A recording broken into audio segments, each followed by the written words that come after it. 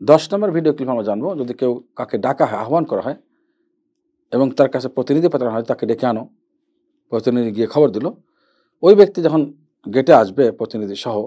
বা প্রতিনিধির খবর পাওয়ার পরে, তখন তার অনুমতির প্রয়োজন নেই, কারণ তাকে ডাকা হয়েছে, অনুমতি দিয়েই তো ডাকা হয়েছে, আবার দ্বিতীয়বার অনুমতির প্রয়োজন নেই। এটা হলো মাসালা, মানে জরুরি না, ফরজ না অনুমতিটা, কারণ তাকে দাওয়াত দেওয়া হয়েছে বা প্রতিনিধি পাঠানো হয়েছে তাকে প্রবেশ করানোর জন্য এবং তার প্রয়োজনে।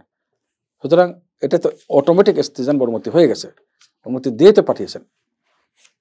আবু হুরায়রা রাদিয়াল্লাহু তাআলার হাদিস, যেটা হাদিসটি আবু দাউদ, সহিহ আবু দাউদ, শেখ আলবানী সহিহ বলেছেন, হাদিস নাম্বার 5189। আবু হুরায়রা রাদিয়াল্লাহু তাআলা থেকে বর্ণিত, তিনি বলেন রাসূলুল্লাহ সাল্লাল্লাহু আলাইহি ওয়াসাল্লাম বলেছেন,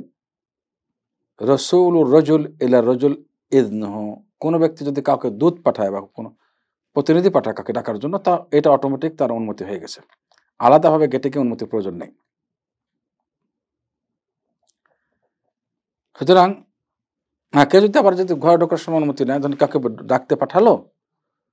সে সঙ্গে সঙ্গে আসে নাই, তখন তো অনুমতির প্রয়োজন নেই, বা প্রতিনিধির সঙ্গেই প্রবেশ করছেন, প্রতিনিধি নিয়ে তাকে প্রবেশ করবে, ওখানে আলাদা অনুমতির প্রয়োজন নেই। কিন্তু কেউ যদি খবর দিয়ে চলে আসে, অমুক আপনাকে ডাকছেন, তার ঘরে আসুন, ওই ক্ষেত্রে যদি লেট করে আসতে, তো উচিত হবে অনুমতি আবার নেওয়া, কারণ এই লেটের কারণে হতে পারে যে ঘরের পরিস্থিতি তারা প্রস্তুত না ওই মুহূর্তে, তাই না, বা মহিলারা সামনে চলে আসছে, এসব ব্যাপারকে খেয়াল রাখতে হবে, যে লেট হয় সঙ্গে সঙ্গে বা না আসে, বা প্রতিনিধির সঙ্গে না আসে, লেট করে আসে, অনুমতি নেওয়াই ভালো হবে, সতর্কতা।